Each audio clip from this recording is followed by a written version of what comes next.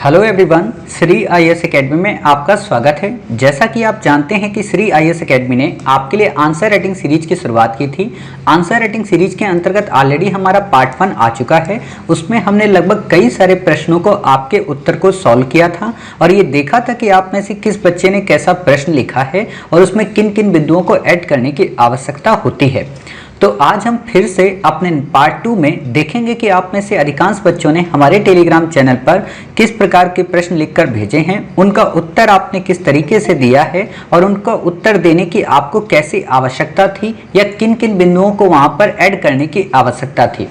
तो जो हमारा पहला प्रश्न है वो आपके सामने है कि धार्मिक विविधता भारत की ताकत एवं कमजोरी दोनों है, विश्लेषण कीजिए। बिल्कुल सिंपल सा प्रश्न है। जब भी आपके पास प्रश्न आए तो पहले प्रश्न को देखें, धार्मिक विविधता भारत की ताकत और कमजोरी, मतलब जो रिलीजन डाइवर्सिटी है वो कहीं ना कहीं भारत की एक स्ट्रांगनेस को शो करती है और साथ ही इसकी वीकनेस को शो करती है। तो कैसे शो करती है इसका आपको विश्लेषण करना है। फिर आपको ये बताना है कि भारत सरकार ने कमजोरी को दूर करने के लिए कौन कौन से प्रयत्न किए हैं और अभी क्या करने की आवश्यकता है। ये प्रश्न में दिया नहीं होता है बट आपको बताने की आवश्यकता होती है। तो देखते हैं आपने कैसा लिखा है। भारत एक ऐसा देश है जहां अतीत से वर्तमान तक धार्मिक विविधता देखने को मिलती। हिंदू, मुस्लिम, सिख, ईसाई, बौद्ध, जैन आदि कई धर्म आज भी भारत में विद्यमान है। ये धार्मिक विविधता भारत की ताकत और कमजोरी भी है। उदाहरण के लिए यदि ताकत के रूप में देखें, ये बाहर नहीं लिखा जाएगा पॉइंट, ये पॉइंट हमेशा अंदर आएगा और ये पॉइंट यहाँ पे ऐसे लिखे जाते हैं। जैसे यहाँ पे आपका एक फुल स्टॉप आया तो मे भी आप यहाँ से 20 से लिख सकती हैं, ठीक है। बाहर मत रखना, नंबर कट जाएंगे। आपने लिखा है सभी धर्मों की अपनी संस्कृति है, धर्मों के साथ कई संस्कृतियों का संगम देखने को मिलता है जो गंगा जमुनी संस्कृत की मिसाल पेश करती है। सांस्कृतिक कार्यक्रमों में देशवासी बिना भेदभाव के शामिल होते हैं जो कि भाईचारे को प्रगाढ़ करती है, ठीक है, भाईचारे को मजबूत बनाती है। यहाँ सिंपल वर्ड उपयोग करें, प्रगाढ़ वर्ड यहाँ पे नहीं आएगा। सांस्कृतिक कार्यक्रमों में छोटे मोटे रेहड़ी वालों, रेहड़ी पटरी वालों, ठीक है, रेहड़ी पटरी वालों या कलाकारों के आजीविका, आजीविका ऐसे नहीं लिखा जाता, आजीविका, ठीक है, आजीविका का साधन हो जाता है। साथ ही जनता अन्य धर्मों की अच्छी बातों को सीख सकती है। कला का विकास जैसे ललित कला, स्थापत्य कला, चित्रकला आदि में विविधता देखने को मिलती है। प्राचीन काल से अब तक कला के विकसित रूप सांस्कृतिक धरोहरों के क्षेत्र में भारत को अग्रणी रखता है। यही नहीं, पर्यटन को भी बढ़ावा देता है। अब यदि हम धार्मिक विविधता की कमजोरी देखेंगे तो पाएंगे कि ज्यादातर सांप्रदायिक दंगे, ये बाहर यहाँ पे कुछ भी नहीं लिखना है, सांप्रदायिक दंगे ही देखने को मिलते हैं। इसके दुष्प्रभाव निम्न है। व्यक्तिगत, व्यक्तिगत ऐसे नहीं लिखा जाता है, व्यक्ति, ठीक है, आदि का ता फिर वो, और ये अगर वैसी बनानी तो यहाँ पे ये वाली फिर बनेगी। वह सरकारी संपत्ति की हानि, हानि ऐसे नहीं लिखा जाता है, हानि, ठीक है। ये शब्द जो गलत हो रहे आप लोगों के इनको लिख लेना ताकि नेक्स्ट टाइम से ऐसी कोई गलती ना हो।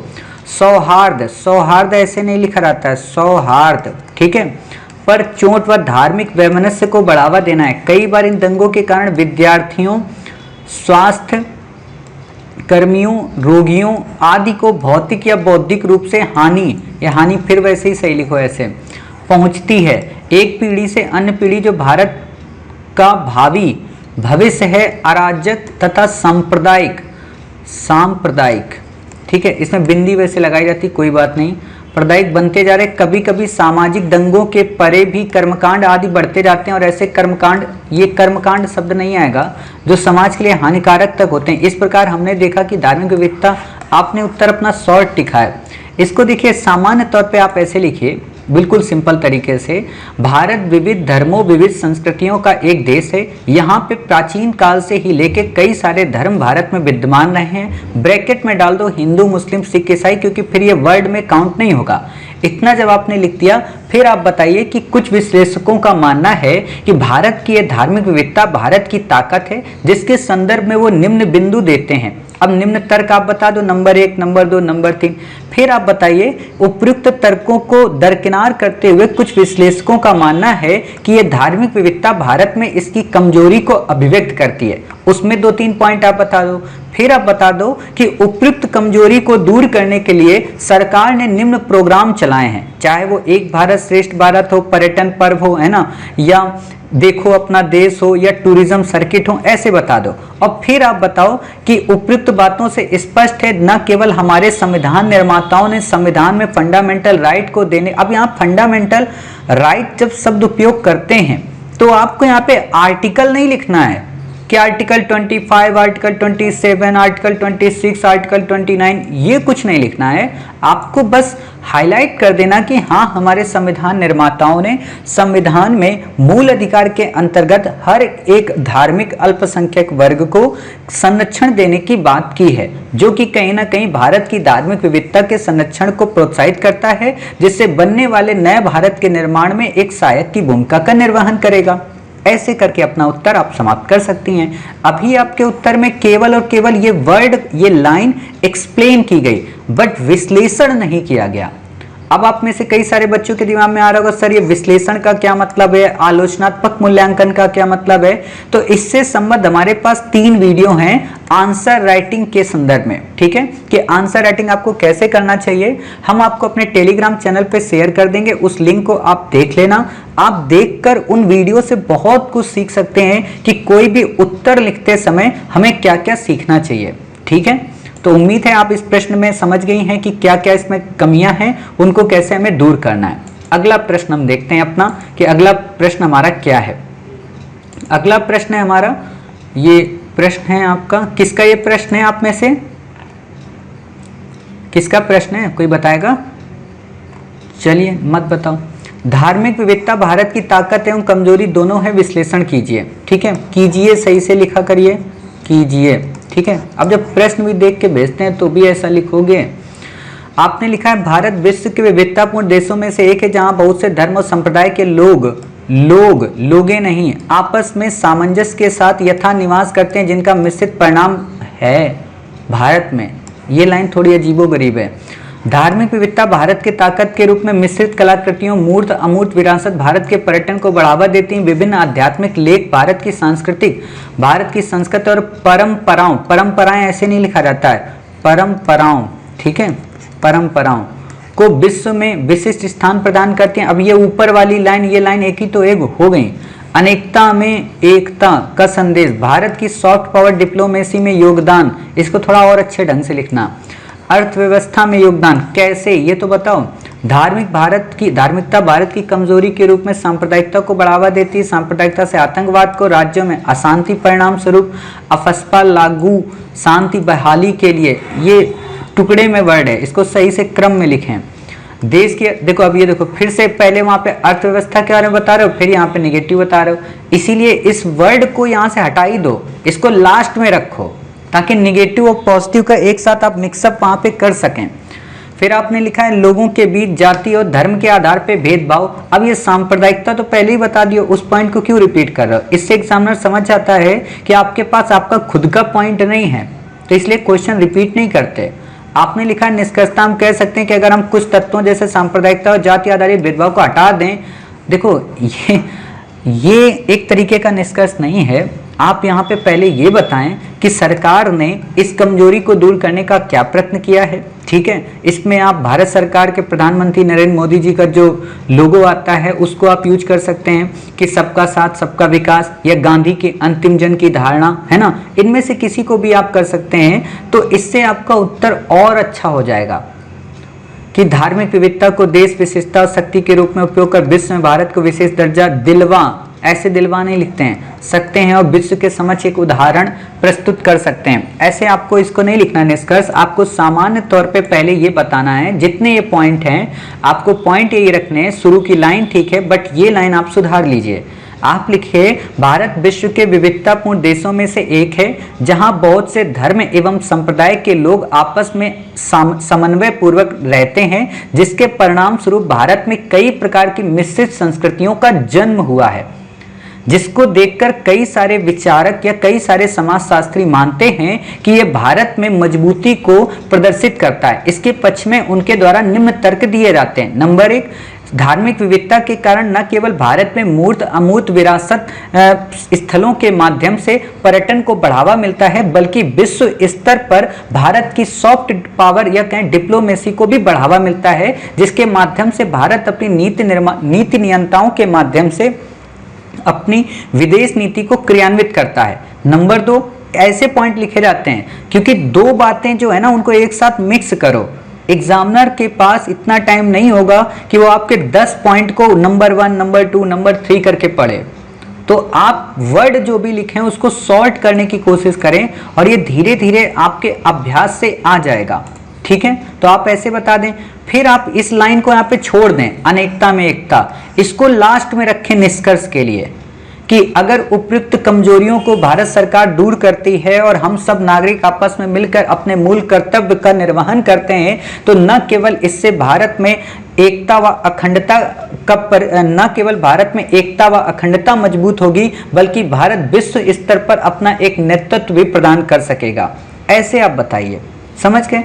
तो आपका उत्तर काफी बेहतरीन होगा। अर्थव्यवस्था में योगदान, इसको यहां से हटाइए, इसको आप जोड़िए लास्ट वाले पॉइंट में क्योंकि ये निगेटिव और पॉजिटिव दोनों इंपैक्ट शो करता है।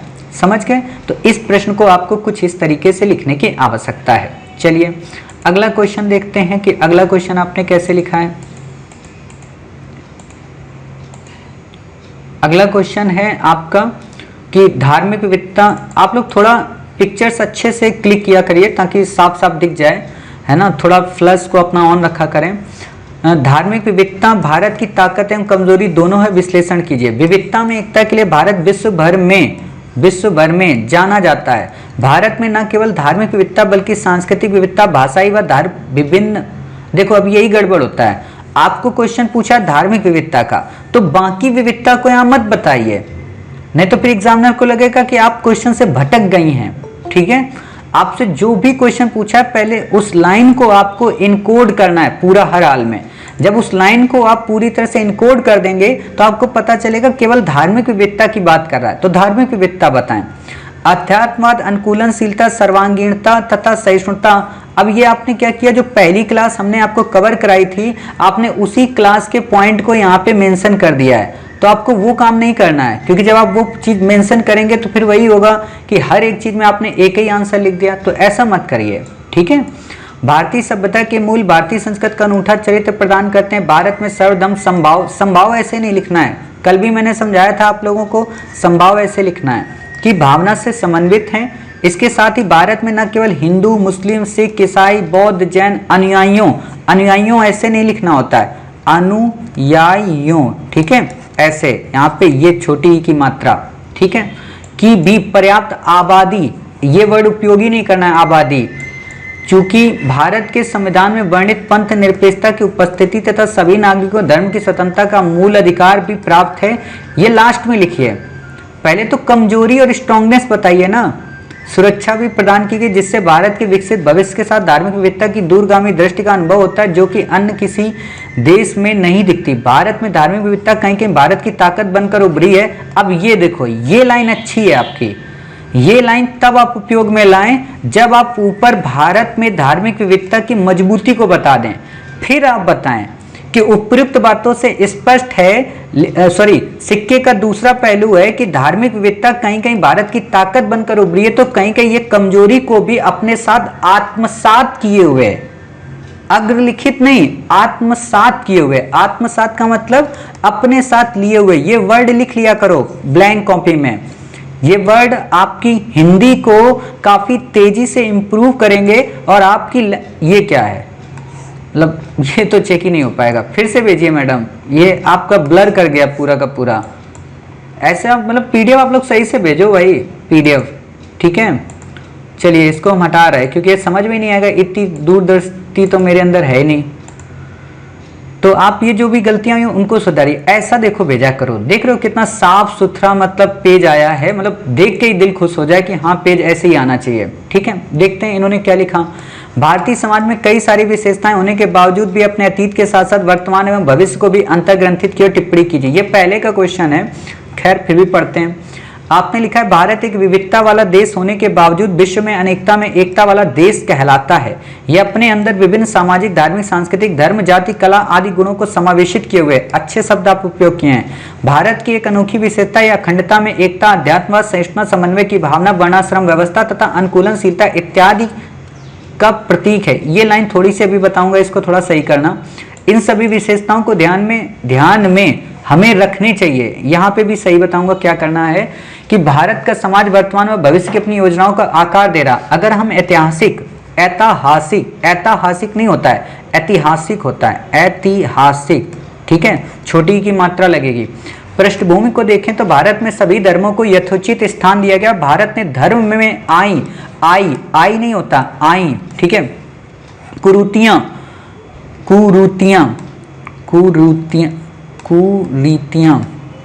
ठीक है, कुरीतियां और दोषों को दूर करने का प्रयास विभिन्न माध्यमों से किया, यथा सूफी आंदोलन, ब्रह्म समाज, सूफी और भक्ति, ब्रह्म मत लिखिए, सूफी और भक्ति, क्योंकि ये दोनों एक साथ आते हैं, इत्यादि के माध्यम से। वहीं पर्यावरण प्रेम एवं सतत विकास की बात जो यूरोपीय संघ वर्तमान परिपेक्ष में कर रहे, भारत प्राचीन काल से इनके संरक्षण के यथा वनों को देवत्व रूप देना, चिपको आंदोलन, देखो ये टुकड़े में है।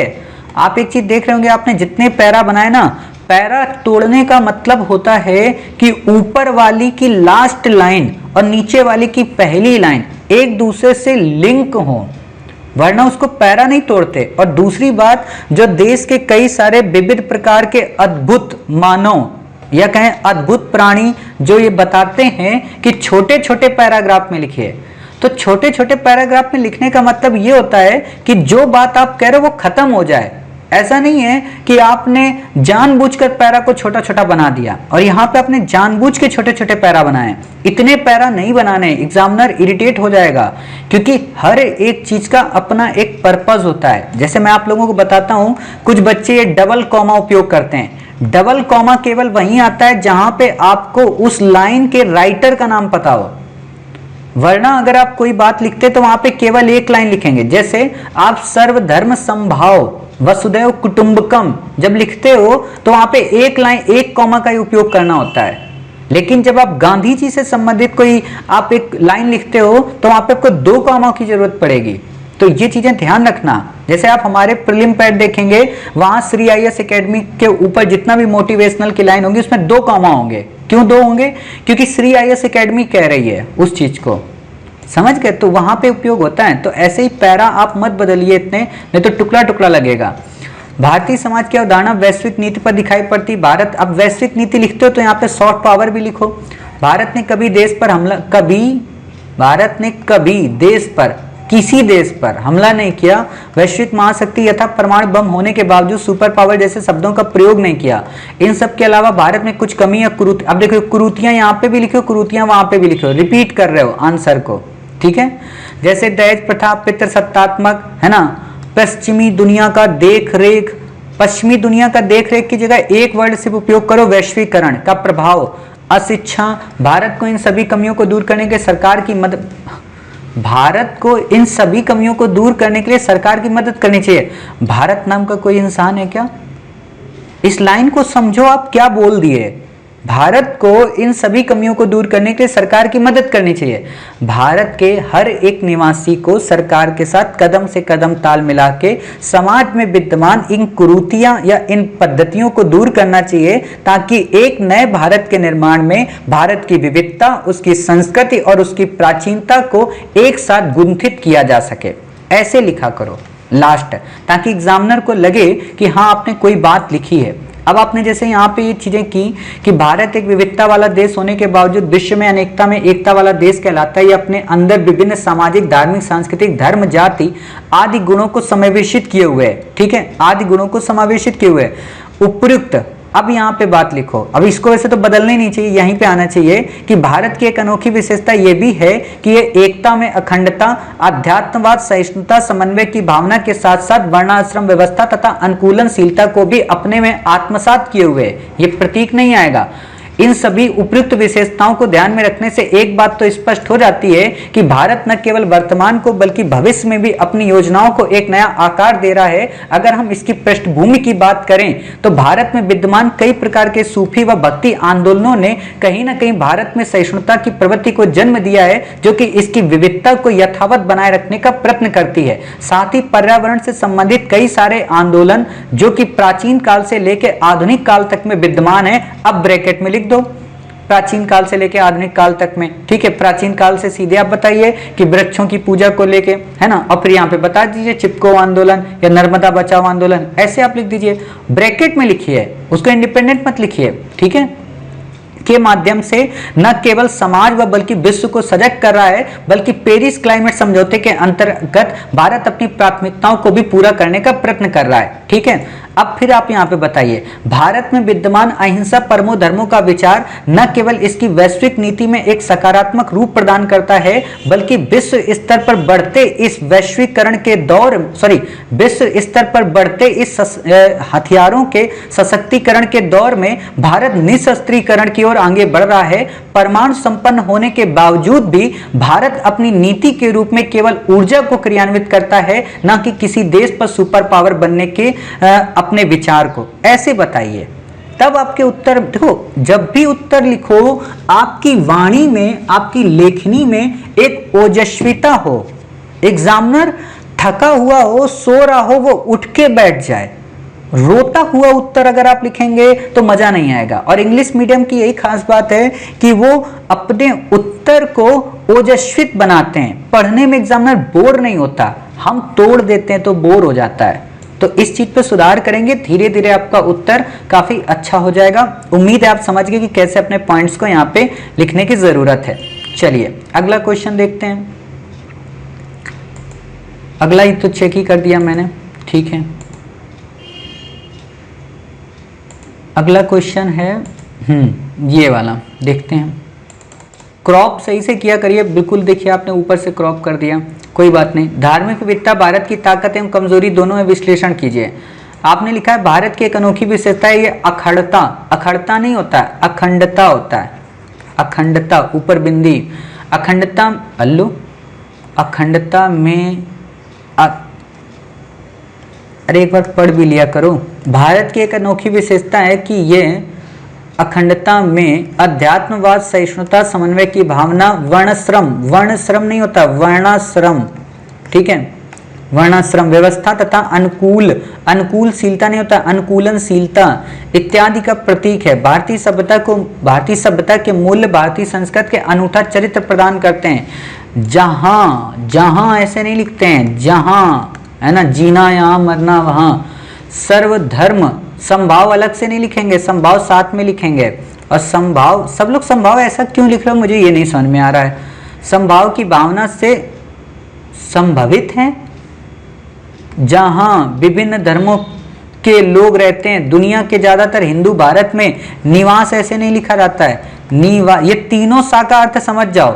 ये सा लगती है निवास में, ये सा लगती है शनि में, और ये वाली सा लगती है विषय में। ठीक है, ये तीनों सा के अंतर को आप समझ जाइए, वरना फिर गड़बड़ होता है।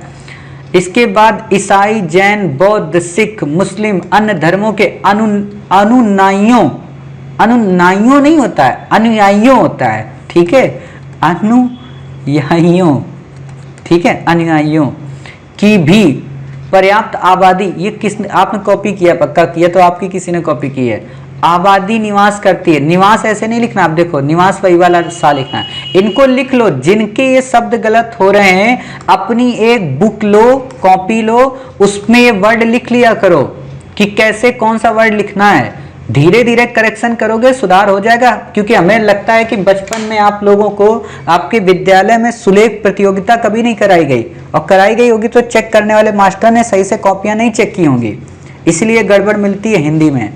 जिनको स्वतंत्रता के साथ साथ मौलिक अधिकार भी, साथ साथ सही लिखा करो, मौलिक अधिकार भी प्राप्त है। ये धार्मिक विविधता कहीं ना कहीं भारत के ताकत एवं कमजोरियां भी हैं। उदाहरण के संदर्भ में ताकत को देखें तो भारत, अब ये एरो पेरो जिसने लगाया ना, दोबारा से मत लगाना, पॉइंट यहाँ पे लिखना, ठीक है।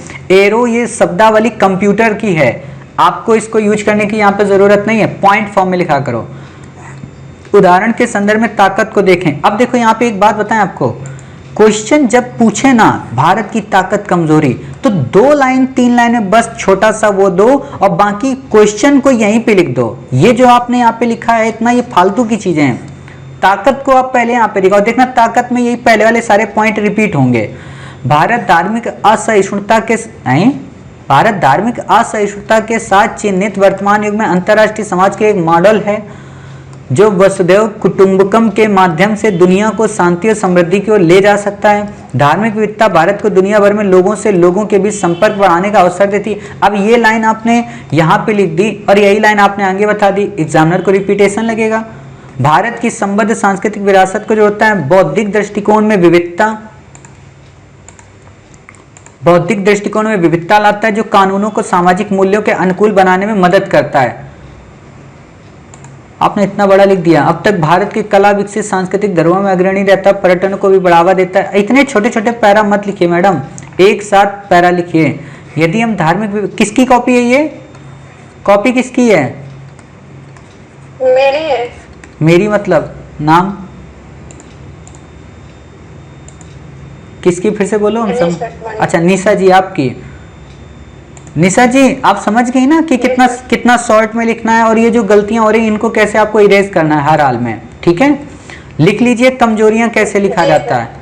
देखो धीरे धीरे अभी सीखोगे, एक दिन में नहीं सीख सकती हो, लेकिन धीरे धीरे सीख जाओगी। ठीक है, क्योंकि ऐसा आंसर कोई चेक नहीं करता जैसा मैं चेक करता हूँ। एक एक पॉइंट आपके सामने बताऊं कि हाँ ये कमियां हैं। ठीक है, और बाकी जो वीडियो आए आंसर राइटिंग के मैं बताऊंगा, उनको देख लेना एक बार कि आंसर लिखा कैसे जाता है। कुछ राष्ट्र विरोधी तत्व धर्म का उपयोग नाजायज हितों, नाजायज ये वर्ड ही नहीं यूज करना है यहाँ पे कहीं पे भी, क्योंकि नाजायज ये जो वर्ड है ना ये संबंध में उपयोग किया जाता है, बाकी हर जगह नहीं उपयोग होता है। हितों के लिए करते हैं, जैसे धर्म के नाम पर युवाओं को आतंकवादी गतिविधियों में शामिल करके कट्टरपंथी बनाना। ये क्या लिखा है? अल्पसंख्यक लिखा करो, अल्पसंख्यक को। ठीक है, आदि खा फिर या ऊपर बिंदी कि धार्मिक प्रथाओं में राज्य का हस्तक्षेप उनकी स्वायत्तता को, ये क्या लिखा है? भण, स्वायत्तता को भड़ कर सकता है। इसमें सांप्रदायिक वैमनस्य की संभावना बढ़ जाती है। लोग सांप्रदायिक घृणा फैलाने के लिए अभद्र भाषा का उपयोग करते हैं। ये छोटी छोटी बातें ऐसे नहीं लिखना। देखो सिंपल सी बात है, आपने यहाँ पे लिखा है कि कमजोरियों के बारे में। ठीक है, इसको बिल्कुल शॉर्ट में बताओ, बिल्कुल शॉर्ट में। सिंपल से पॉइंट है, मैंने ऑलरेडी आप लोगों को आंसर बताया है, इसका फ्रेम भी बता दिया था। आपको सिंपल से क्या बताना है कि मजबूती क्यों? क्योंकि भारत में विभिन्न धर्म, विभिन्न संस्कृतियां रहती हैं, विभिन्न प्रकार के त्यौहार मनाते हैं, हमारी सॉफ्ट पावर को प्रमोट करता है, पर्यटन स्थलों को बढ़ावा देता है, यूनेस्को के माध्यम से वर्ल्ड हेरिटेज साइट के रूप में हमारा नाम आता है, विश्व स्तर पर हमारी छवि मजबूत होती है, जो कि सॉफ्ट पावर से ही संबंधित है। 5 पॉइंट हो गए। नकारात्मकता क्यों? कि विविधता होने के साथ साथ कई बार सांप्रदायिक दंगे देखने को मिलते हैं, कई बार मॉब लिंचिंग के माध्यम से लोगों संप्रदाय विशेष को निशाना बनाया जाता है, जिससे कहते हैं समाज की जो विविधता है वो दूषित होती है। कई बार कई राजनीतिक पार्टियों के द्वारा किसी विशेष धर्म को प्रमोट किया जाता है। कुछ भी नहीं लिखना नाम वाम कि कौन क्या कहता है ना, आपको सीधे से बताना है। फिर कि विविधता होने के कारण कई सारे पश्चिमी देश धर्म के नाम पे हमारे कई सारे युवाओं और युवकों को प्रभावित करते हैं। अब ब्रैकेट में चाहो तो लिख दो कि केरला के युवकों का ISIS में शामिल होना, ऐसे आप बता सकते हो।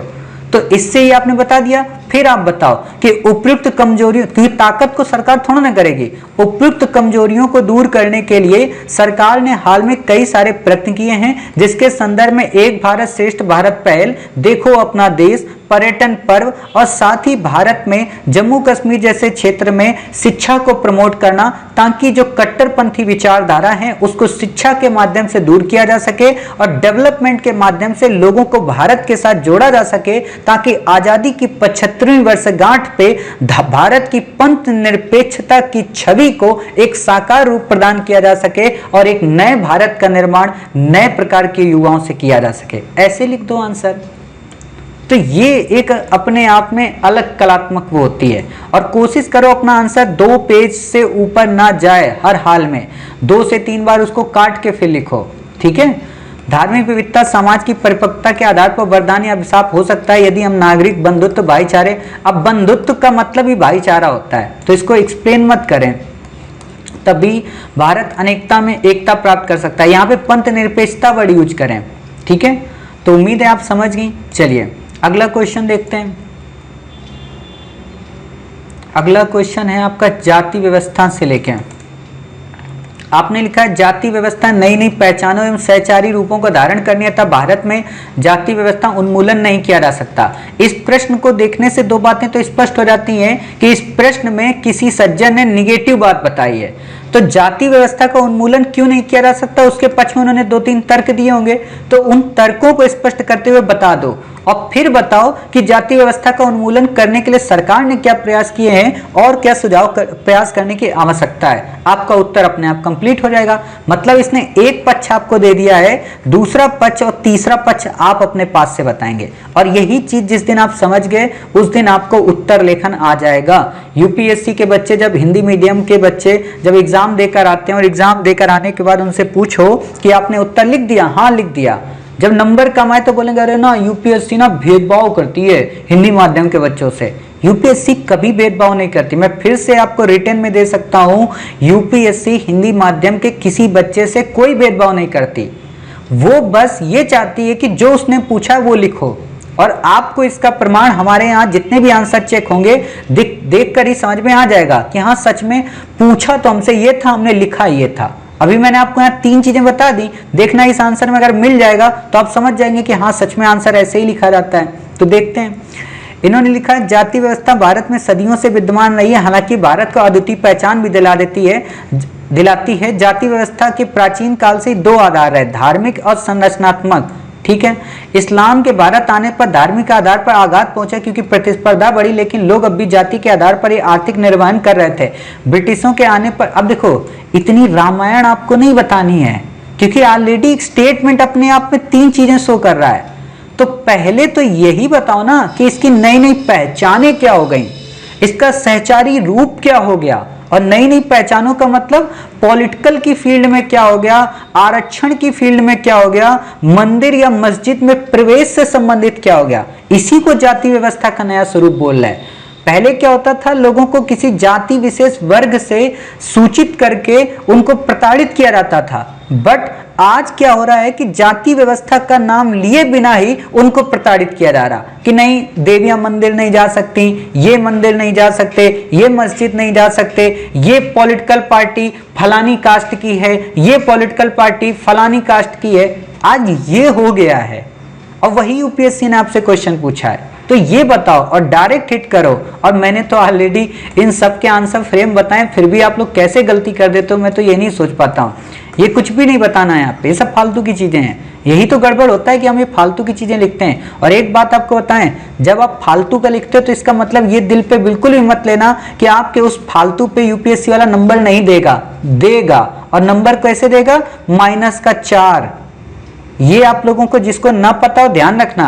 मैंने एक कॉपी देखी थी उन सज्जन महोदय के यूपीएससी में GS1 में 125 नंबर, 125 टोटल, और नीचे लिखा था 25 नंबर पेनाल्टी, और टोटल उनके बच्चे 100। और हंसी वाली बात जानते हो क्या है कि उनके यूपीएससी में आए थे 1000 नंबर, लेकिन पेनाल्टी में उनके 140 नंबर कटे हुए थे। और अगर ये 140 न कटे हुए होते तो उस समय वो यूपीएससी में फर्स्ट रैंक लाते। ये इस चीज से समझ कर रहे ना, यूपीएससी का हर एक एग्जामिनर चाहता है कि आप हमें परेशान मत करो, आपको उत्तर नहीं आता मत लिखो, लेकिन अगर हमें इरिटेट करोगे, हमारा टाइम बर्बाद करोगे तो वो अंक काट देगा। ये यूनिवर्सिटी का एग्जाम नहीं है कि हम गाना लिखाएंगे कि हाँ चल छैया छैया और नंबर हमको दे देगा, बिल्कुल नहीं देगा, छक्के छुड़ा देगा आपके फिर नंबर काट के। ठीक है, तो अच्छे से लिखो, क्वेश्चन को पढ़ के लिखो। और ऑलरेडी जब मैंने आपको फ्रेम बताया ही था तब गड़बड़ कहां से कर देते हो भाई।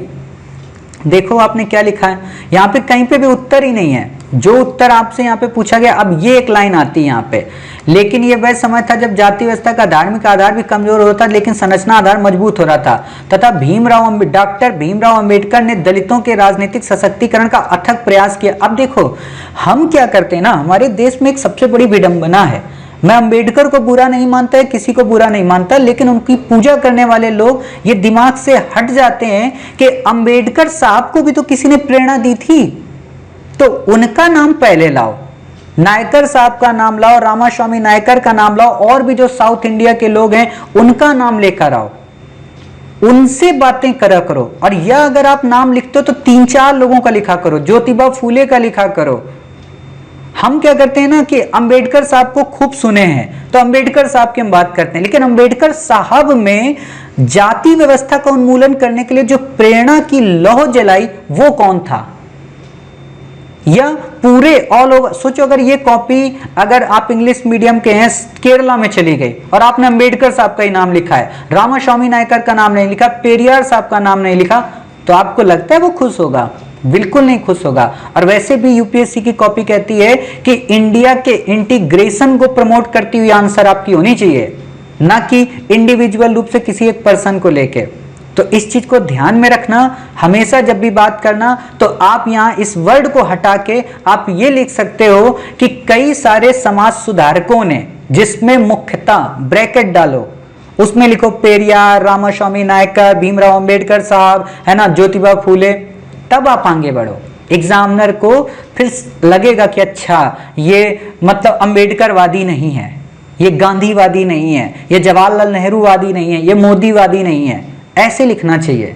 जैसे जब भी आप बीजेपी के बारे में, संघ के बारे में कभी कुछ लिखो तो कभी मोदी जी या मोहन भागवत सर के बारे में मत लिखो, आप लिखो पंडित दीनदयाल उपाध्याय के बारे में, अटल बिहारी वाजपेयी के बारे में, क्योंकि इन पे कोई डिबेट ही नहीं है, कोई इशू ही नहीं है, तो हर एक व्यक्ति मानता है। क्योंकि आप पंडित मदन मोहन मालवीय के बारे में हो या दीनदयाल उपाध्याय के बारे में, जवाहरलाल नेहरू भी उनको मानते थे और नॉर्मल आज के भी लोग मानते हैं। तो ऐसे एग्जाम्पल सेट किया करो, इससे धीरे धीरे आपके उत्तर में एक परिपक्वता आएगी और जातिवाद और धर्मवाद इन चीजों से ऊपर उठ के आपका उत्तर हो जाएगा।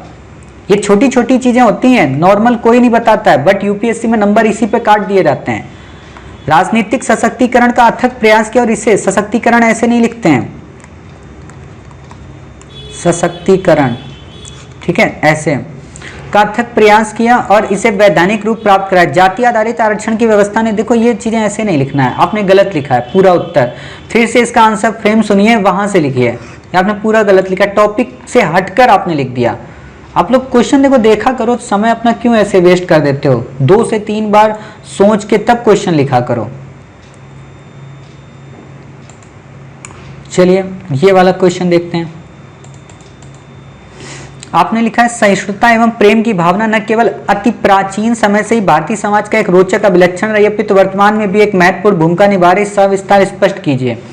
आपने लिखा है भारत में सहिष्णुता और प्रेम की भावना न केवल सिंधु घाटी सभ्यता के विशेष वर्णों और सामाजिक संस्कृतियों के माध्यम से देखने को मिलती है, बल्कि ऋग्वैदिक ऐसे नहीं, ऋग, ठीक है, वैदिक, आदिगा लिख लो, जिनके पास जिनका कॉपी आंसर है, जो गलती हो उसे लिख लिया करें।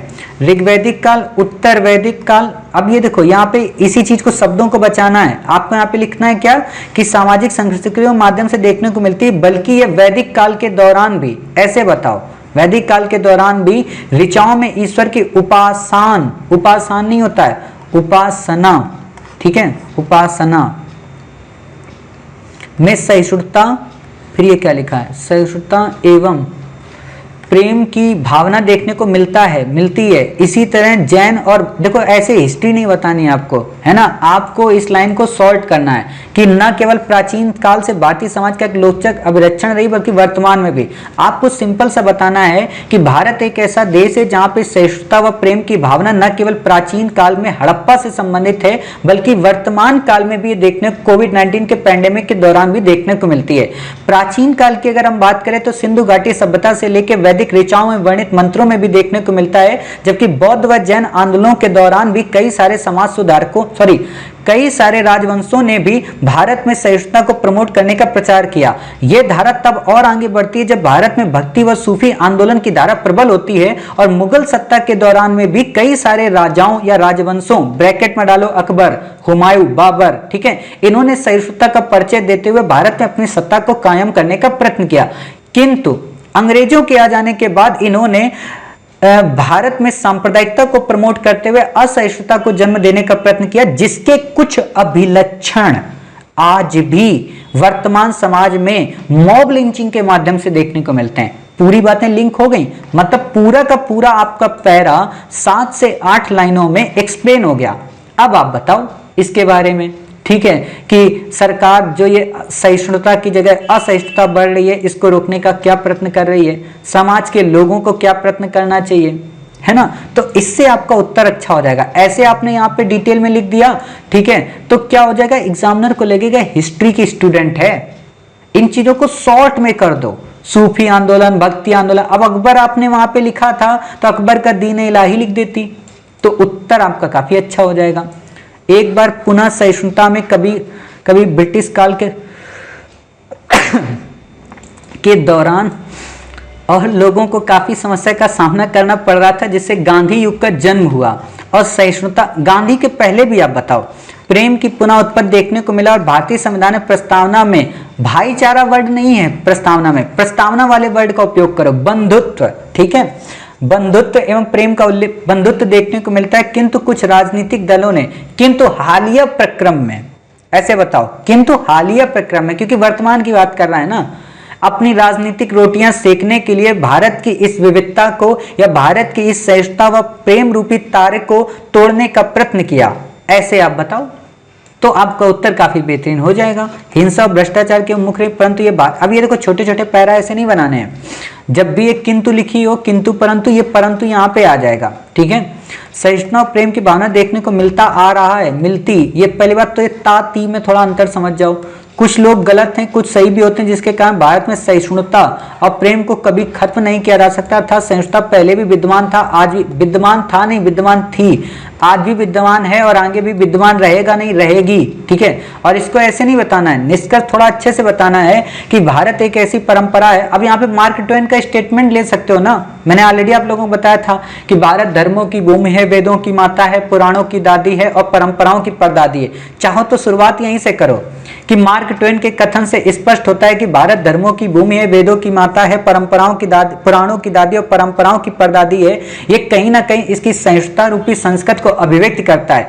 कई सारे विदेशी यात्रियों जैसे हेनसांग फाहियान इत्सिंग के द्वारा भी हमें देखने को उनके यात्रा वृत्तांतों में मिलता है कि किस प्रकार भारत प्राचीन काल से लेकर आधुनिक काल तक में अपने सहिष्णुता और प्रेम रूपी विचारों को अपने साथ आत्मसात किए हुए। यही धारा आगे चलकर मुगल सत्ता के दौरान और प्रबल होती है, जब अकबर के दीन इलाही में हमें सहिष्णुता रूपी बीजों का रोपण देखने को मिलता है। किंतु औरंगजेब की गलत नीतियों और राजनीतिक महत्वाकांक्षाओं ने इस सहिष्णुता के बीज को धूमिल करने का प्रयत्न किया, जिसकी प्रवृत्ति आगे चलकर अंग्रेजों की भी नीतियों में देखने को मिली, जो कि भारत में विभाजन के दौरान स्पष्ट होता है। किंतु आजादी के बाद भारत के कई सारे मनीषियों ने या युग निर्माताओं ने न केवल भारतीय संविधान में सहिष्णुता व समन्वय के प्रेम को प्रस्फुटित करने का प्रयत्न किया, बल्कि वर्तमान संदर्भ में भी कई सारे भारतीय राजनीतिक दलों ने भी सहिष्णुता के विचार को प्रमोट करने का प्रयत्न किया, जिसके संदर्भ में भारत सरकार के प्रधानमंत्री, जिसके संदर्भ में वर्तमान भारत सरकार के सबका साथ, सबका विकास और सबका विश्वास की पंक्ति कहीं ना कहीं इस बात को उद्घोषित करती है। किंतु कुछ घटनाओं, विशेषकर मॉब लिंचिंग, अब आप बता दो, सांप्रदायिक दंगे, ये चीजें बता दो, कहीं ना कहीं भारत के एक सहिष्णुता रूपी और प्रेम रूपी समन्वय रूपी विचार पर प्रश्न चिन्ह लगाने का प्रयत्न करता है। सरकार की कई ऐसी नीतियां जिसके कारण आम जनमानस इस चीज से प्रभावित हुआ है, वो भी कहीं ना कहीं सहिष्णुतावादी प्रवृत्ति पर एक तरीके का आक्षेप लगाता है। अब देखो, पहले मैंने प्रश्न बोला, फिर मैंने आक्षेप बोला, ऐसे आपको उत्तर अपना डेकोरेट करना है शॉर्ट में, और ये धीरे धीरे आएगा। बात ये ना, अभी आपने पढ़ा है, आपने अचानक से उसको लिख दिया, अभी आपने उस पर थिंकिंग नहीं की थी, और थिंकिंग ही तो हमें सिखाना है। ऐसे धीरे धीरे आप लगभग 10-20, अब जैसे आप लिखेंगी, मुझे उम्मीद है पूरी, अब आप लोग लिखेंगी तो जबरदस्त आंसर लिख देंगे। तो इस चीज को दिमाग में रखना, जितनी भी गलतियां हो जाने दो, लेकिन आगे का सोचो, ठीक है। तो उम्मीद है आप इस प्रश्न का उत्तर समझ गए। चलिए अगला प्रश्न आपका देखते हैं। ये तो हमने चेक ही कर दिया। अगला प्रश्न है आपका ये, ठीक है।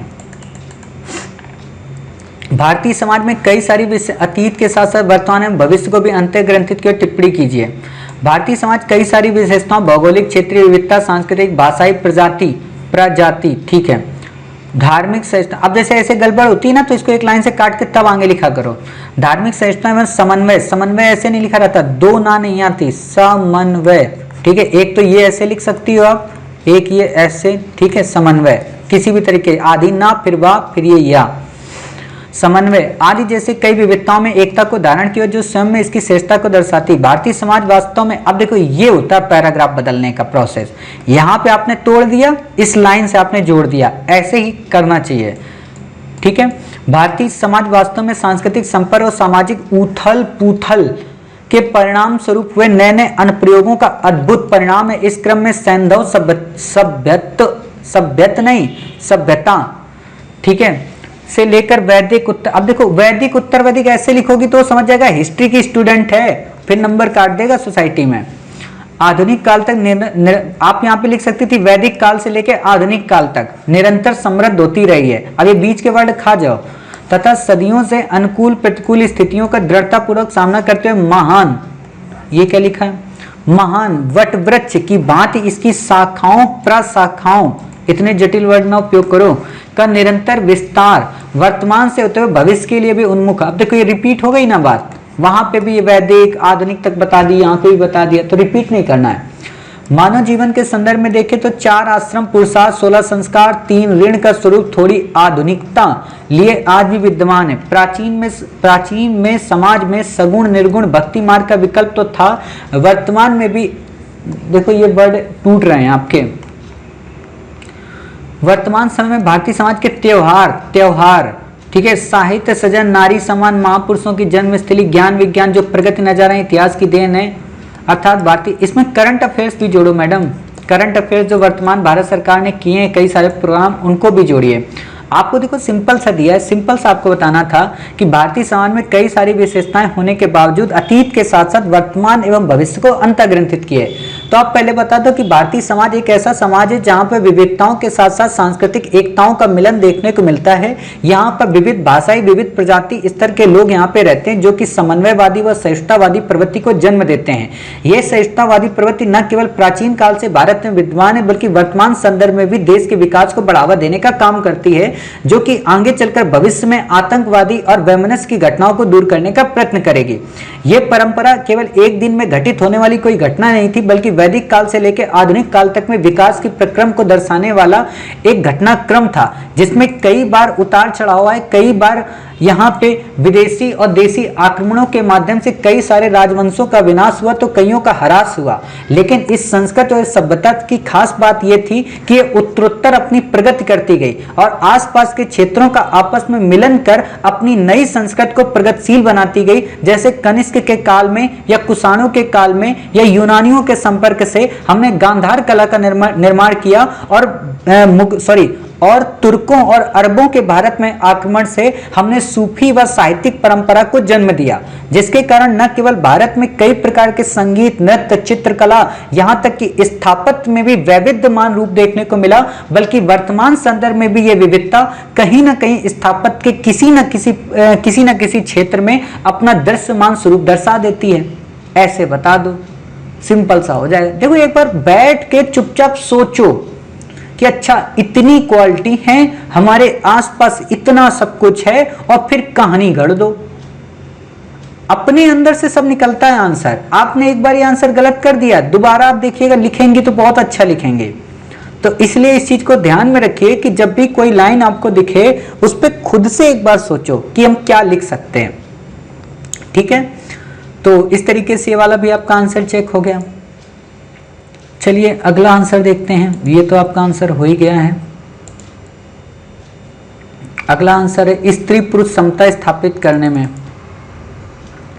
अब ये देखो नहीं लिखना क्रोमोजोम कितने हैं, यही तो फालतू की चीजें। एग्जामिनर को यही लगता है कि बेटा तुम पीएचडी कर रहे हो मेरे ऊपर, ये चीजें आपको नहीं लिखनी। क्रोमोजोम क्या है, और सबसे बड़ी बात जब मैंने इसका फ्रेम आपको बताया है कि स्त्री पुरुष समता स्थापित करने में सामाजिक बाध्यताएं कौन सी हैं, समाज की बाध्यताएं पूछा भाई, आनुवांशिक बाध्यताएं नहीं पूछा है। अब सोचो, मतलब हमने क्या बता दिया, आनुवांशिक बाध्यताएं कि महिला में इतनी गुणसूत्र होते हैं, डिलीवरी के समय इतनी रफ्तार। बच्चे को थोड़ा ना जन्म देना है हमें, मतलब एक तरीके से हम क्या कर रहे हैं ना, समाज को दोष नहीं दे रहे इस लाइनों के माध्यम से, हम डायरेक्ट महिला के जेनेटिक स्ट्रक्चर को दोष दे रहे हैं। मतलब फिर आपसे बड़ा पितृ सत्तावादी कौन हो सकता है कि नहीं, महिला जो होती है ना वो उसको इसलिए जॉब में नहीं रखना चाहिए क्योंकि वो आगे चल के प्रेग्नेंट हो जाएगी और प्रेग्नेंट होते समय वो जॉब में अच्छे से वर्क नहीं कर पाएगी, ये होगा वो होगा। ये तो बहुत बड़ी मानसिकता होगी हमारी, वो चीज नहीं करनी है। इस टेंडेंसी को आपको खत्म करना है पूरी तरह से कि गुण सूत्र फलाना, ये नहीं पूछा मेरे प्रभु। मैंने तो आपका उत्तर भी बताया था, फ्रेम भी बताया था, इसको फिर से लिख कर भेजिए। पहले ही आंसर आपका गलत हो गया यहाँ पे। तो कोशिश करिए ऐसा कुछ भी मत करिए जिससे सामने वाले को बड़ा खराब फील हो, क्योंकि ये आपको फिर दिक्कत करेगा आगे चल के। ये देखिए, ये एक, अभी मैंने प्रश्न तो नहीं पढ़ा, लेकिन सामान्य तौर पर अगर आपको उत्तर लिखना है तो कुछ ऐसा ही लिखा करें, अंडरलाइन कर दें जो अच्छे अच्छे वर्ड होते हैं। अब मेरी नज़र हमारे पे नहीं है, मेरी नज़र ये जो हाईलाइट की गई लाइनें इन्हीं पे रहती है। ये होता है एग्जामिनर को मूर्ख बनाने का सबसे बेहतरीन तरीका, अपने बेहतरीन शब्दों के माध्यम से। ठीक है, वो हम आपको जब वीडियो भेजेंगे आंसर राइटिंग टिप्स का, तो आप देख लीजिएगा कि आंसर राइटिंग करते कैसे हैं। आपका प्रश्न है, भारतीय समाज में कई सारी विशेषताएं होने के बावजूद भी अपने अतीत के साथ साथ वर्तमान में भविष्य को भी अंतर्ग्रंथित किए टिप्पणी करें। आपने लिखा है, भारत में विश्व में सबसे अधिक विविधताओं वाला देश है। हमारा भारतीय समाज में विभिन्न जाति धर्म संप्रदायों का मिश्रण देखने को मिलता है। इस अनेक रूपता के बावजूद यहाँ समाज में बहुलवादी गुणों अर्थात प्राचीनता, स्थायित्व, सहिष्णुता, समन्वय, अध्यात्म, अनुकूलनशीलता, सर्वांगीणता, संयुक्त परिवार, संस्कार एवं पुरुषार्थ की अवधारणा आदि प्रवृत्ति को देखने में जो पूरे भारत, क्या गजब की लाइन है। मतलब इतनी कम लाइन में देखो कितने अच्छे से शब्दों को गुंथित किया गया है। ऐसे ही करना है आप लोगों को कि मतलब कहीं टूटन ना है लाइन में। ठीक है, अब देखो इसमें इन्होंने अलग से क्या लिखा है, भारतीय समाज की ये धरोहर, धरोहर लिखना है, धरोधर नहीं लिखना है, धरोहर। ठीक है, कुछ दिनों या कुछ वर्षों में नहीं मिली बल्कि प्राचीन काल से ही चली आ रही है। पुरातन परंपराओं के परिष्करण का परिणाम, जो कि पुरातन परंपराओं के परिष्करण का परिणाम है। विश्व की सबसे प्राचीन सभ्यताओं में से एक सिंधु घाटी, जहां प्रकृति की पूजा की जाती थी, जिसकी आज भी भारतीय समाज में जिसकी छवि आज भी भारतीय समाज में देखने को मिलती है। वैदिक काल में वेदों का अध्ययन व नारियों का सम्मान करना इनकी अद्वितीय विशेषता रहा है। उत्तर वैदिक काल में सृजित कर्मकांड, छुआछूत की भावना, धर्म के नाम पर पनपी गलत धारणाओं को बौद्ध व जैन धर्म ने मानवता का पाठ पढ़ाया। आगे चलकर भक्ति व सूफी आंदोलन में समाज में फैली धार्मिक बुराइयों को उजागर करके उन्हें दूर करने का प्रयास किया। मध्यकाल में अकबर जैसे महान शासक के आगमन से समाज को एक नई दिशा मिली, जहां सभी धर्मों का सम्मान करते हुए सहिष्णुता की भावना प्रस्फुटित हुई, जो कि आज भी वर्तमान संदर्भ में दिखाई पड़ रही। वहीं आधुनिक समय की बात करें तो स्वामी विवेकानंद, राजा राम मोहन राय, दयानंद सरस्वती फैली कुरीतियों, जाति प्रथा, बाल विवाह, छुआछूत को दूर करने का प्रयत्न करते हुए पुरुषार्थ का परिचय दिया। आज हमारा भारतीय समाज इन्हीं विरासतों से सीख लेते हुए वर्तमान और भविष्य की दिशा तय कर रहा है, तय करती नहीं, तय कर रहा है। सहभागिता, परस्परता, उत्तरदायित्व की भावना के साथ साथ अपनी भावी पीढ़ी के लिए संसाधनों को बचाते हुए सतत विकास की ओर अग्रसर। इतना नहीं, पर्यावरण व जीव जंतुओं के महत्व को समझते हुए। कौन है ये, किसकी कॉपी है? एक कॉपी किसकी है? मेरा है। इतना अच्छा, तुम इतना अच्छा कैसे लिखने लगी? अच्छा हो गया क्या? कितने घंटे में लिखा था इस आंसर को? टाइम तो लगा था। अच्छा, बहुत अच्छा आंसर लिखा है, मतलब बहुत ही अच्छा लिखा है। अभी तक मैंने जितने आंसर पढ़े हैं उन्हें बहुत अच्छा आंसर लिखा है। आप बस एक काम करना कि ये जो बड़े बड़े वर्ड है ना, इनको सॉर्ट कर देना। जैसे राजा राम मोहन राय वगैरह, इनको सॉर्ट करके लिख दो। अगर आधुनिक समाज की बात करें तो कई सारे सामाजिक सुधारकों, तब ब्रैकेट में डालना, तो काउंट फिर नहीं होगा ये। और ये जो आप वर्ड इतने बड़े बड़े लिख रहे हो, इनको छोटा साइज करो, साइज छोटा कर दो फॉन्ट का, नहीं तो ऐसे लिखने में बहुत टाइम लगता होगा आपको। बाकी उत्तर आपने बहुत अच्छा लिखा है, मतलब बहुत ही अच्छा सामान्य तौर पे। ठीक है, ऐसे ही लिखना चाहिए आपको उत्तर। ठीक है, इसमें सरकार की नई योजनाओं के बारे में लिख दो, एक भारत श्रेष्ठ भारत को लिख दो, आजादी की 75वीं वर्षगांठ को लिख दो, नए भारत की संकल्पना को लिख दो, है ना, पेरिस क्लाइमेट को लिख दो, क्योंकि भविष्य की बात की जा रही है ना, जहां एनवायरनमेंट के बारे में लिखते हो। और जो पॉइंट और बताएं उनको थोड़ा और मेंशन कर दो, लेकिन इसको सॉर्ट करो थोड़ा सा। लिखा आपने बहुत अच्छा है, भाषा शैली आपकी बहुत अच्छी है। ठीक है, ऐसे ही लिखती रहना।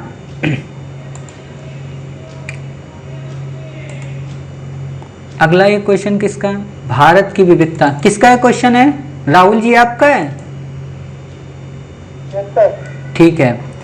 भारत की विविधता के संदर्भ में कहा जा सकता है कि राज्यों की अपेक्षा प्रदेश सांस्कृतिक इकाइयों को रूप प्रदान करते हैं। अपने दृष्टिकोण के लिए उदाहरण सहित कारण बताएं। भारत में प्राचीन काल से ही न केवल धार्मिक बल्कि सांस्कृतिक, क्षेत्रीय, भाषाई विविधता विद्यमान रही है। स्वतंत्रता के पश्चात हमारे राष्ट्र निर्माताओं के समक्ष सबसे बड़ी समस्या इसी बात की थी कि किस प्रकार इन विविधताओं को संरक्षित करते हुए राज्यों के रूप में नई इकाइयों का निर्माण करें। अच्छा लिखा है आपने इतना तो। वर्तमान में भारत में 28 राज्य और इन राज्यों के गठन में निवासियों की भाषाई एक रूपता, सांस्कृतिक मान्यताओं को भी ध्यान रखा गया।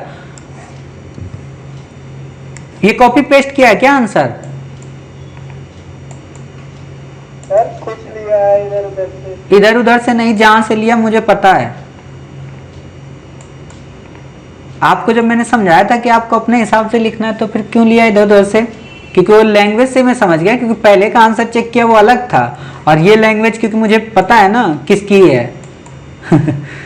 यहाँ पे बस आपने करेक्शन किया होगा वहां से, बाकी ये जैसे गुजरात भाषाइयों के लिए ऐसा मत करिए भाई साहब, आपको हम सिखाने के लिए आए हैं। गलती करके सीखो वो ज्यादा अच्छी बात है, कॉपी पेस्ट करके नहीं। ये दंड कारण विदर्भ ये तो मैंने बताया नहीं था आपको, ये कुछ नहीं है, बहुत कुछ है। ठीक है, कॉपी पेस्ट मत करिए प्लीज, हाथ जोड़ के रिक्वेस्ट है आप लोगों से, क्योंकि आपको तैयार होना है, स्ट्रांग बनना है, मजबूत बनना है, अपाहिज नहीं बनना है आपको। ठीक है, फिर से इस आंसर को अपने मन से लिखकर भेजिए, तब चेक करेंगे। आप लोग कहीं से भी कॉपी पेस्ट करोगे, किसी भी बुक का उठाओगे, मुझे 1 सेकेंड लगेगा पकड़ने में। बाकी आप लोग समझदार हो, देख ही लियो, मैंने तुरंत पकड़ लिया। ठीक है, तो कोई भी कॉपी पेस्ट मत करना कहीं से, अपने मन से लिखो। एक बार नहीं 10 बार गलती होगी, होने दो। अब आरती जी ये जो लिख रही है आंसर, ये इनकी एक दिन की मेहनत का परिणाम नहीं है, ये 1 जनवरी से हमारे यहाँ आंसर राइटिंग कर रही हैं, तब जाके इनका ये थोड़ा बहुत इंप्रूव हुआ है। धार्मिक विविधता भारत की ताकत एवं कमजोरी दोनों में विश्लेषण कीजिए। भारत विश्व में सर्वाधिक धार्मिक विविधता वाला देश है। ये जब सर्वाधिक लगाओ तो इसको फिर मत लिखा करो, लिखा करो सीधे भारत विश्व में धार्मिक विविधता वाला देश है। इस विविधता, ये सर्वाधिक वर्ड एक्सट्रीम हो जाता है फिर। ठीक है, मध्य एकता एवं सहिष्णुता के साथ बंधुत्व की भावना भारत को दुनिया में एक अलग पहचान बनाती है। अब ये देखो लाइन है ना, तो इसीलिए सर्वाधिक मैंने मना किया था, क्योंकि नीचे वाली लाइन में आपने बता दिया। इसी संदर्भ में कहा, ये देखो होता है पैराग्राफ बदलने का प्रोसेस। आपने यहाँ पे लाइन लिखी, फिर इसी संदर्भ, तो इससे दिख जाता है कि हाँ ये लाइन ऊपर नीचे जुड़ रही है। ऐसा ही करो। कहा गया कि भारत धर्मों की भूमि है, वेदों की माता, पुराणों की दादी, परंपराओं की परदादी, जो मानव को संवेदनशील, वाह, जो मानव को संवेदनशील मानवतावादी होने की ओर प्रेरित करती। इसको बोलते हैं लाइन को इंटरलिंक करना, कि ये कोटेशन था और इसको इन्होंने काफी अच्छे से लिंक कर दिया, और इसी का परिणाम है कि यहाँ इतनी धार्मिक विविधता होने के बावजूद सभी संप्रदाय के लोग मिलजुल कर आपस में रहते हैं, मिलजुल कर भाईचारे से रहते हैं, धार्मिक संकीर्णता से ऊपर उठकर समन्वय की भावना के साथ एक दूसरे के धर्म का सम्मान करते हुए 30 त्योहार, जब भी ये वर्ड आता है ना तो 30 त्योहार आता है, 30 त्योहार मिलकर मनाते हैं। ईद की बात हो या दिवाली की बात हो, ऐसे लिखो अब यहाँ पे, ईद की बात हो या दिवाली की बात हो, होली की बात हो या रमजान की बात हो, गुरु पर्व की बात हो या क्रिसमस की बात हो, ऐसे लिखा करो। ठीक है, अन्य अवसरों पर निमंत्रण एक दूसरे को दिए जाते हैं। इसके अलावा जब देश हित की, इसके अलावे ऐसे नहीं लिखा जाता है, अलावा ही लिखा जाता है। इसके अलावा जब देश हित की बात होती तब सभी धार्मिक संप्रदाय के लोग अपनी व्यक्तिगत धर्म से ऊपर उठकर धर्मनिरपेक्षता का परिचय देते हुए राष्ट्र धर्म में अपना योगदान देते हैं। अब तो तुम्हारी लैंग्वेज बड़ी अच्छी हो गई भाई। यद्यपि सिक्के का दूसरा पहलू भी है, जहां धार्मिक विविधता के कारण देश की एकता और अखंडता को कमजोर करती है। कभी कभी विभिन्न धार्मिक संप्रदाय के बीच वैचारिक टकराव भी स्थिति भी उत्पन्न हो जाती है। मानव अपने धर्म को श्रेष्ठ एवं दूसरे धर्म की बुराई या उसके प्रति हीन भावना को प्रदर्शित करती है। मानो अपने धर्म को, कभी कभी विभिन्न धार्मिक संप्रदायों के बीच वैचारिक टकराव की स्थिति उत्पन्न हो जाती है, जिससे एक धर्म की श्रेष्ठता व दूसरे धर्म के प्रति निकृष्ट की भावना भी कहीं ना कहीं हीनता की भावना को आत्मसात करने की ओर प्रेरित करती है। ये लाइन को कुछ ऐसे लिखो यहाँ पे, है ना, इस लाइन को यहाँ से हटाओ। जिसके फलता, अब यहाँ जिसके कारण नहीं, फलता सांप्रदायिकता की भावना का जन्म होता है। फलता सांप्रदायिकता व हिंसा की भावना का जन्म होता है, जो कि भारत की एकता व अखंडता के लिए बाधक का काम करती है। ऐसे आपको अपनी लाइन लास्ट तक की यहाँ पे कंप्लीट करनी है। ठीक है, अब ये तो हटा दो। ठीक है, ये अब फिर आप यहाँ पे नीचे बता दो कि किंतु हालिया घटनाओं को ध्यान में रखते हुए सरकार ने कई सारे प्रक्रम चलाए हैं, जिससे न केवल भारत की विविधता को संरक्षित किया जा सके, बल्कि भारत में समरसता व भ्रातृत्व के भाव को बढ़ावा दिया जा सके, जिसके संदर्भ में एक भारत श्रेष्ठ भारत, देखो अपना देश, टूरिज्म सर्किट, ऐसे लिख दो लास्ट में जाते जाते। एग्जामिनर को लगना चाहिए कि आप करंट से भी अपडेट हो, तो अच्छा रहेगा उसके लिए। ठीक है, तो आप समझ गए इसमें क्या क्या ऐड करना है। चलिए अगला क्वेश्चन देखते हैं। अगला क्वेश्चन है, आमतौर पर कहा जाता है, आमतौर पर कहा जा सकता है कि वैश्वीकरण सांस्कृतिक समांगीकरण को बढ़ावा देता है, परंतु ऐसा प्रतीत होता है कि भारतीय समाज में उसके कारण सांस्कृतिक विशेषताएं सुदृढ़ हो गई। सुस्पष्ट कीजिए। वैश्वीकरण वह प्रक्रिया जिसमें विभिन्न अर्थव्यवस्थाओं, संस्कृत, प्रौद्योगिकी, विचारों, उत्पादों आदि का समन्वय अर्थात विश्व का मिलन होता है अथवा आदान प्रदान होता है। भारत प्राचीन काल से ही समृद्ध संस्कृति वाला संस्कृत देश रहा अर्थात विश्व के काफी कुछ भारत ने लिया, बहुत कुछ दिया। ठीक उसी प्रकार आज भी भारत में विश्व की संस्कृतियों का समांगीकरण हो रहा है। जैसे हम ये भी कहीं से लिए हो क्या राहुल जी? हाँ सर। ये भी लिए हो ना? सर पहली बार लिख रहे हैं, डायरेक्ट तो नहीं लिख सकते। अरे लिख सकते हो, हिम्मत अरे अपने राहुल नाम है, बौद्ध महात्मा बुद्ध के बेटे का भी नाम राहुल ही था, हैं? लिख सकते हो यार, क्या नहीं लिख सकते? इतना तो दिमाग, इतना देखो दिमाग, कलेक्टर बनने आओ, एक जिला आपको संभालना है, आप कह रहे हो कि एक आंसर नहीं लिख सकते? कैसी बात करते हो यार आप भी। मतलब जो इंसान एक जिला संभालने का ठेका ले रहा है वो एक उत्तर नहीं लिख सकता। पहले तो दिमाग से खुरापात हटा दो कि हम नहीं लिख सकते, आप ही लिख सकते हो और कोई नहीं लिख सकता है, ठीक है? तो पहले दिमाग में ये रखो, गलत लिखो अच्छा लिखो। हम क्या करते हैं ना, जब नकल कर लेते हैं तो हमारी बुद्धि जो परिपक्व होने वाली होती है वो भ्रष्ट हो जाती है, वो फिर सोचती नहीं है। ये हमारा दिमाग ना बहुत चतुर चालाक है, बहुत। आज सुबह सुबह एक देवी जी का मैसेज आया कि सर जो न्यूज़पेपर आप भेजते हो ना बहुत बड़े बड़े हैं। अब सोचो न्यूज़पेपर इतने बड़े बड़े हैं, अब वो कह रही है उसमें शॉर्ट हमें कुछ निकाल के दे दो क्योंकि सब कुछ इंपॉर्टेंट नहीं होता। तो देखो न्यूज़पेपर इसलिए हम आपको नहीं भेजते हैं कि आपको न्यूज़पेपर से इंपॉर्टेंट नोट्स बनाने हैं, इसलिए भेजते हैं ताकि अपनी भाषा शैली को आप अच्छा करो। लेखक कैसे आपको 5 से 10 मिनट तक बांधे रखता है अपनी भाषा में, वो सीखो। और वो जिस दिन सीख जाओगे अपने आप उत्तर आपका बेहतरीन हो। मैं कौन से नए नए तथ्य डाल रहा हूं, वही घुमा फिरा के, जैसे नहीं आपने देखा होगा होटल रेस्टोरेंट में वो कच्चा आइटम सब रखते हैं, पनीर अनीर सब रखते हैं। आप गए साहब पनीर चाहिए, तुरंत फटाक से बना दिया फ्राई करके। आप गए सर दाल चाहिए, तुरंत दाल में तड़का लगा दिया। एक ही कढ़ाई, एक ही वो उनका तवा, एक ही फ्राईदान, बस उसमें फ्राई करे सुबह से लेकर शाम तक। वही बनो, उत्तर अच्छा लिखो, सोच के लिखो, खुद से लिखो। आपने सोचो अगर ये कहीं से लिखा तो आपका खुद का कॉन्सेप्ट तो नहीं आया ना, और ये आंसर भी आपको नहीं याद हो पाया। और अगर आप किसी से देख के भी लिखते हो तो देख के लिखो, लेकिन उस पर सब कुछ बदल दो, देख लो मोटा मोटा, अच्छा ऐसे लिखना है। और फिर सबसे बड़ी बात है, जब मैं ऑलरेडी आपको एक क्लास में आंसर फ्रेम दे रहा हूं, दूसरी क्लास में आपको बता दे रहा हूं, तीसरी क्लास में आपको चेक करने को कह रहा हूं, तब भी कॉपी करोगे तो भाई अब बताओ कैसे यूपीएससी में आईएएस बनोगे, हैं? और फिर आईएएस बन के देश का ही नुकसान होगा। वहां पे भी कोई अगर आपको स्कीम लागू करनी होगी तो पड़े उसके जिले से देखाओगे। खुद का देखो ना, खुद का मौलिक लगाओ, तब बनोगे फिर कलेक्टर बेहतरीन, ठीक है? कोशिश करो आगे से ऐसा कुछ भी नहीं होना चाहिए। नेक्स्ट टाइम से कुछ भी देखो, मेरे से कुछ भी आप लोग छिपा नहीं सकते हो, बस इतना जान लेना। आपने जितनी किताबें देखी नहीं है उतनी किताबें मैंने पढ़ी है। हर एक किताब के पन्ने में कौन सी किताब है ये भी मुझे पता है, तो इसलिए वो मत करना, ठीक है?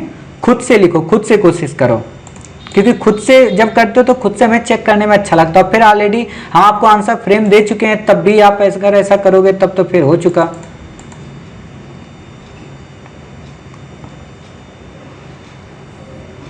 ये भी लिए हो क्या?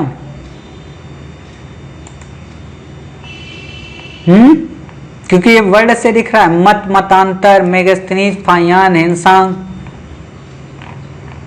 बता दीजिए। हाँ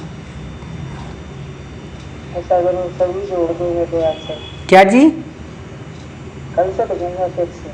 ठीक है, फिर से लिखिए, अपने मन से लिखिए, ठीक है? वाह, ये किसने लिखा है? अरे ये किसने लिखा है? किसका है आंसर ये? किसका है? पंकज जी? आदित्य। राइटिंग तो बड़ी अच्छी है तुम्हारी तो। भारतीय समाज में कई सारी विशेषताएं होने के बावजूद भी अपने अतीत के साथ साथ वर्तमान एवं भविष्य को भी अंतर्ग्रंथित की ओर टिप्पणी करें। विश्व में भारतीय समाज अपनी अलग पहचान रखती है। भारतीय समाज अपनी पहचान नहीं रखती, भारतीय समाज अपनी एक अलग पहचान बनाता है, ठीक है? इसकी कुछ विशेषताएं यथा अध्यात्म और विविधता में एकता, पुरुषार्थ की अवधारणा आदि, किंतु इसकी प्रमुख विशेषता यह है कि अतीत, वर्तमान एवं भविष्य को अंतर्ग्रंथित की ओर वह है प्राचीनता। प्राचीनता ऐसे नहीं लिखना होता है, प्राचीनता लिख लो अपनी कॉपी में, प्राचीनता एवं स्थायित्व, सहिष्णुता, समन्वय, अनुकूलनशीलता, शीलता ऐसे नहीं, शीलता वो शीलता हो जाता है, तथा सर्वांगीणता, प्राचीन, प्राचीन ऐसे नहीं, प्राचीन एवं, अच्छा इसमें अतीत लिखा है, अगर यहाँ प्राचीन लिखा होता तो भले आप सही लिख पाते हैं। भारतीय समाज के समकालीन कितने अन्य संस्कृतियों के साथ टकराहट एवं अंतःक्रिया, तथापि भारतीय समाज की मौलिकता बनी रही जो इसकी प्राचीनता, सही से लिखना, समझ गया ना कहाँ गड़बड़ हुई है।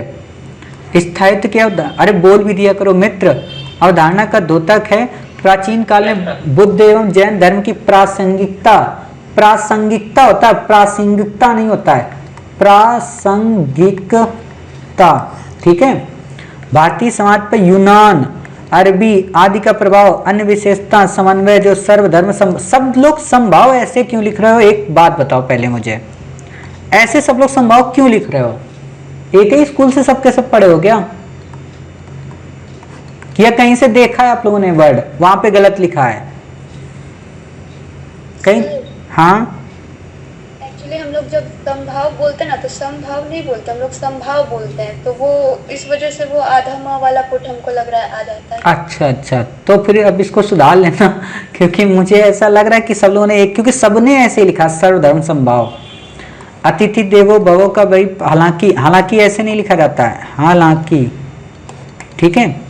भारतीयता, भारतीयता तो ऐसे नहीं लिखी जाती भाई, ती छोटी नहीं लगती, ये भारतीय, ये वाला भारतीय नहीं है ना, ये भारतीय आपको नहीं लिखना है, भारतीयता, ठीक। समाज ने अनुकूलशीलता, अनुकूलनशीलता भी परिचय दिया, चाहे बात धर्म की और स्थापत की, यथा इसमें पश्चिमी धर्म को अपनाकर, अरबी एशियाई संस्कृत को अपनाकर, टुकड़े में है, ऐसा टुकड़ा नहीं लिखना है। वर्तमान समय भारतीय संस्कृत ने सभी पंथों का सम्मान करते हुए पंथ निरपेक्ष शब्द को जोड़ा गया, जो सबका साथ सबका विकास के आधार पर भारत सरकार द्वारा चलाए जा रहे कार्यक्रम, इसको लास्ट में निष्कर्ष के तौर पे लिखो। समलैंगिक विवाह को संवैधानिक दर्जा दिया गया जो निष्ठा के अधिकार के अंतर्गत आता है। निष्कर्षता, हेडिंग नहीं लिखना है, लिखना है निष्कर्षता, या लिखना उपयुक्त बातों से स्पष्ट है कि भविष्य में भारतीय समाज के मूल विशेषता, इसको समय के साथ आगे की ओर अग्रसर करेंगे। सर्वांगीणता की, देखो यहाँ पे भी इन्वायरमेंट का एंगल डालो, ठीक है, करंट का डालो, यहाँ पे आप इंडिया की डिप्लोमेसी का भी डालो, है ना, तभी तो भविष्य वर्तमान को वो किए हुए है, तब जाके ये उत्तर कहीं ना कहीं से आपका कंप्लीट होगा, ठीक है। तो आप पहले इस चीज को सुधार करें, तब आपका ये उत्तर और अच्छे से हो जाएगा। दूसरी बात क्या करना है, जो ये वोकैब्स की आपकी गड़बड़ मिल रही है, इन वोकैबलरी को आप सही करें, ठीक है। तो उम्मीद है आप बातें इस तरह से समझ गए। तो इस तरीके से हमने आप सभी लोगों के आंसर चेक कर दिए, जो भी रह गए हमारे आंसर वो हमारे पार्ट 3 में आएंगे।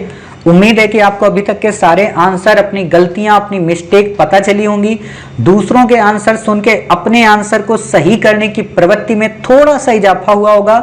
2 बातें याद रखना, मेरे से तारीफ मत सुनना, क्योंकि अगर मैं आपकी आज तारीफ कर दूंगा, कल यूपीएससी आपको अंक कम दे देगी, ठीक है। तो मेरे को बिल्कुल ऐसे ही रहने देना कि आपकी हर एक छोटी सी छोटी कमी को मैं दूर करूं, ताकि यूपीएससी में आप वो नंबर ला सकें जो आज तक कोई नहीं ला पाया।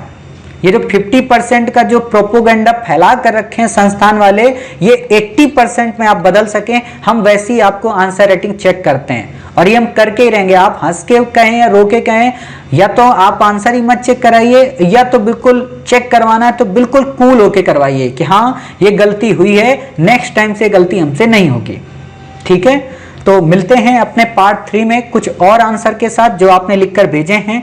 तब तक अपना ख्याल रखिए, स्वस्थ रहिए। जय हिंद, जय भारत, वंदे मातरम, भारत माता की जय।